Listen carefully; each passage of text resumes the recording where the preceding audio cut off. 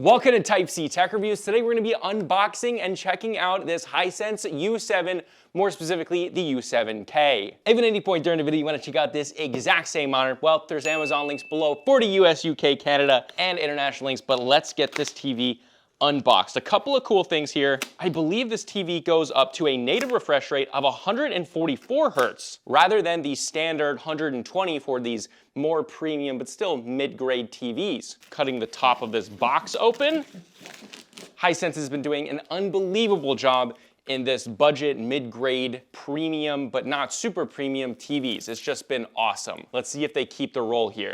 All right, so in the top, we've got the remote. Let's check that out. Now, I've actually owned a few Hisense TVs at this point.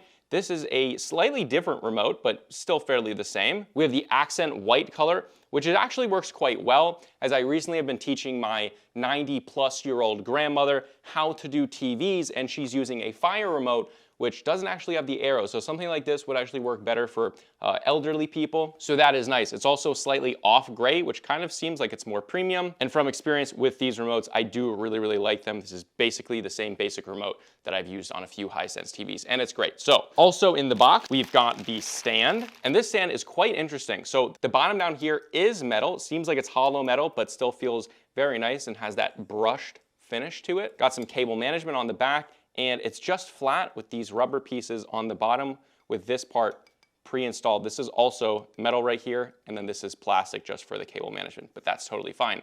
An attractive looking stand. I'm excited to see it on the actual TV stand there. Then over here, we've just got the other part of the stand, and this is the exact same, but obviously the other side. All right, then lastly, we've got a little bag in here. We've got your paperwork, startup guide, and some warranty information. We've got the power cable, which you can see does have an internal power supply, well, like most TVs do. We've got the 4 screws to install the stand, and then the batteries for the remote. To put these in a remote, it's fairly easy, just on the back right here. That just pulls right off, and it's super easy to get into. But now let's get to the panel itself, pulling this piece off the top, and then we're gonna pull the top box off. All right, guys, now with it out of the box, it's packaged very well. You might need 2 people for this, but we're gonna attempt with 1. There's the panel itself. At this point, actually, packaging has gotten so good with TVs. It actually, not that long ago, we had a really bad success rates with TVs. We're not even talking, 6 years ago was horrible with TVs. A lot of them would arrive damaged, but they've pretty much locked in how to package TVs. So we're gonna keep this plastic on, and I'm gonna attempt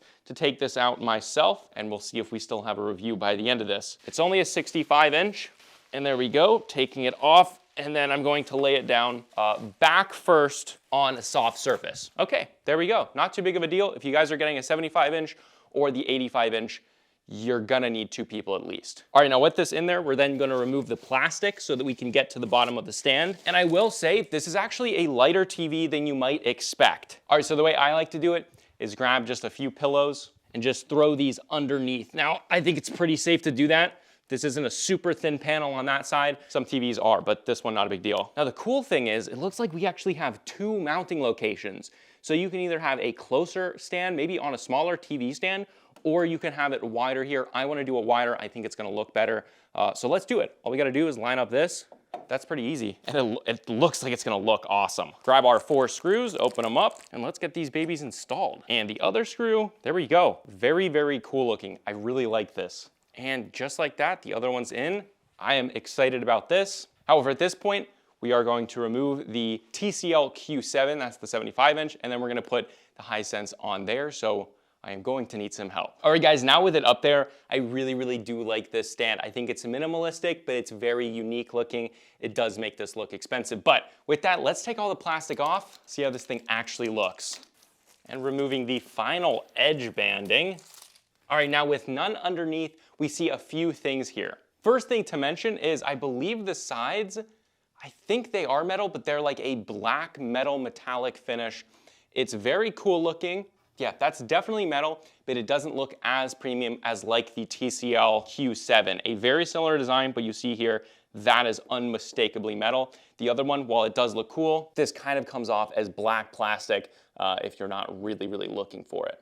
All right, guys, plugging in the power cable, it is over on this side. Now we're gonna route the PS5's HDMI all the way over there. Let's see if it reaches. This is just a standard PS5 HDMI 2.1 cable, and this is a 65 and it easily reaches. Interestingly enough, the high refresh rate ports, which they have 2 of them, which go up to 144 hertz, are actually HDMI 3 and 4, not 1 and 2, but totally fine. Let's check them out. Okay, so for ports, we have those 2 HDMIs there. Those are the 4K 60, and then these 2 right here are the 4K up to 144 hertz or 120 for consoles.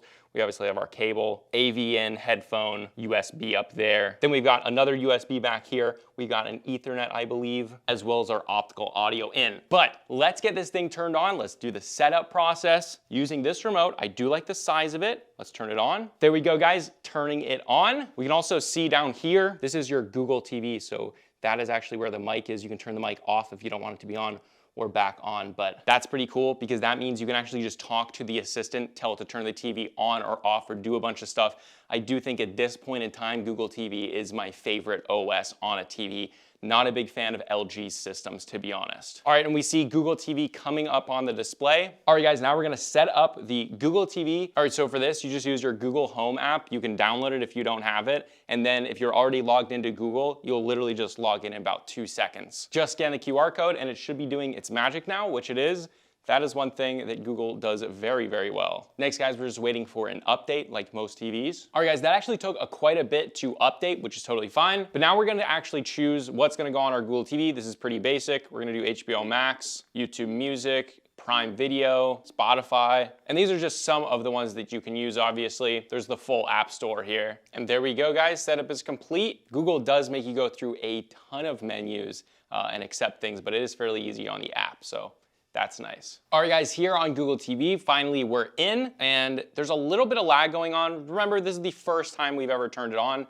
Now there's not too much lag. Obviously, the full review will be coming in a few days. We're just doing initial impressions. We're gonna do a gaming test, overall picture quality test now, but I will be testing the overall lag of the system and recording that findings just from using it every day. But once it's on, it looks pretty good. There's occasionally some lag, but it looks very good. Let's hit some YouTube. All right, guys, now with it up, it's a pretty image, but I do think that the settings need to be changed a little bit. So let's go right into the settings here. There we go, comes up. And let's go into the picture settings and let's go into brightness and let's turn that all the way up.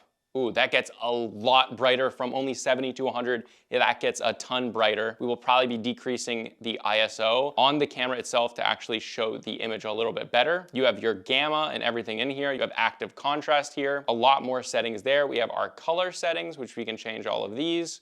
Really just saturation. We have clarity and sharpness settings. A lot of these are just a ton of software. That's just how the TV industry is today, which is pretty cool, honestly, because you can turn a lot of these off. We have an automatic light sensor, which we do not want to be on. I personally hate that. And a lot more settings. But after that, this is super, super vibrant. A very bright display. The colors look fantastic here. The viewing angles, not amazing, not horrible, but not great. It does become less saturated the more you get to the angle. This is really where it's very good.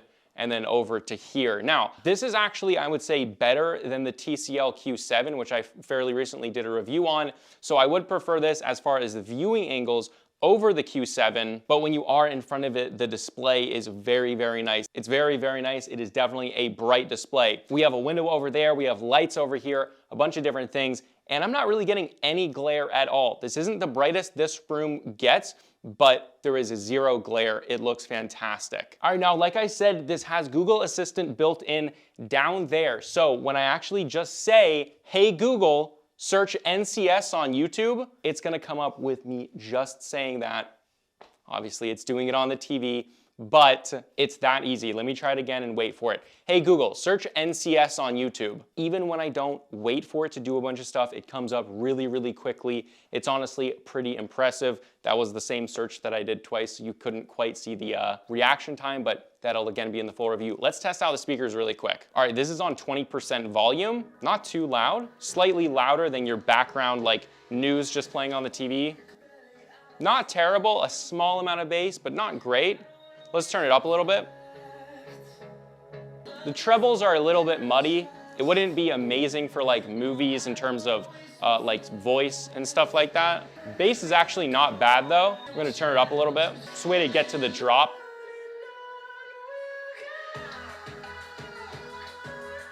Okay, honestly, the bass is not terrible here. There is a little bit of bass. It doesn't sound like it's super, super hollow, but the trebles are just not great. This is not gonna be amazing for like voice in movies. If you already have a hard time listening to someone, just get some bookshelf speakers. I'll link some actually below if you don't really know what to get. Not very hard to get them, and they're fairly inexpensive for something way better than that. So that's not a deal breaker at all. But with that, let's get into the gaming impressions. If you're not into that, well, subscribe below and wait for the full review when I go in depth and do all the testing. But right now, let's see the initial impressions on a PS5. The first thing that I'm gonna test out is just turn the PS5 on and see if this automatically switches.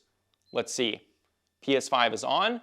HDMI 3 has been connected. We'll see what it does now. Okay, looks like it doesn't automatically change. No, looks like it's not going to automatically change. That might be a setting. Again, that'll be in the full review. We're gonna click on our input button, and we're gonna go down to PlayStation 5 down there on HDMI 3. All right, we have low latency game mode on, which is awesome. And then we have our gaming settings on here. Okay, so when in game mode, you can bring up your traditional settings with the settings button right there, and you can see it brings up your traditional picture settings. Then if you don't want to do that, but you want to do the gaming settings, you click menu, and that brings up this menu. You'll see what we're refresh rate on, if variable refresh rate's on, if HDR is on. This also goes up to 144 Hertz and has FreeSync Premium Pro. FreeSync Premium Pro means you can have variable refresh rate on with HDR, so works awesome with consoles. We have FreeSync, we're gonna turn that on. That's so easy and so quick to do. We also have our brightness, which we're gonna turn all the way up. And we have high refresh rate mode on. We don't have it on, but now we do. All right, guys, entering right in game. I have the lights, the studio lights actually glaring off the TV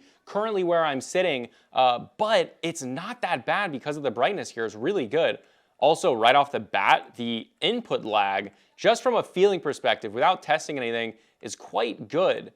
The only thing that I might notice is maybe a little bit more smearing than on the, like ghosting, than on maybe the TCL Q7, but the input lag's really impressive here. I would say the picture is not quite as good as the TCL Q7. However, I do believe this is cheaper, and right now I do believe this is on sale. So this really does depend on timing of buying these. Yeah, definitely a nice picture. Yeah, the input lag is really impressive here. I would say the input lag feels, just first impressions, feels probably as good as the TCL Q7. I do want to get in the middle here to really get the look of the picture quality here. It's a very pretty panel. You can see the darker areas up here are nice and rich, but still, I would say overall, not as good as the TCL Q7.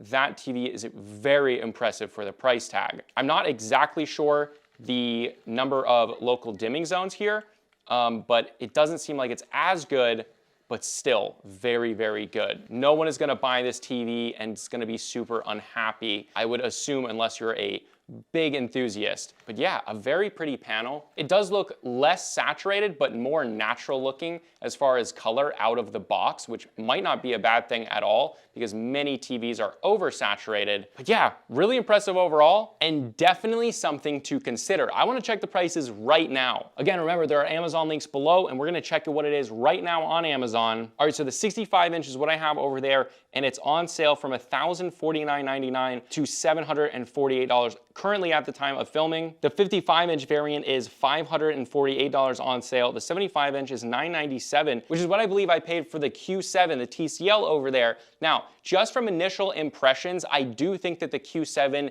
just is a little bit better. But again, there's not enough solid testing to compare those. You're also gonna be hard pressed to be unhappy with this TV. That's what it seems like. We'll see if there's any deal breakers through the testing though. But again, if you wanna check it out before the full review, links below, subscribe for the full review coming in a few days. But this is Type C Tech Reviews and I'll see you guys in the next video.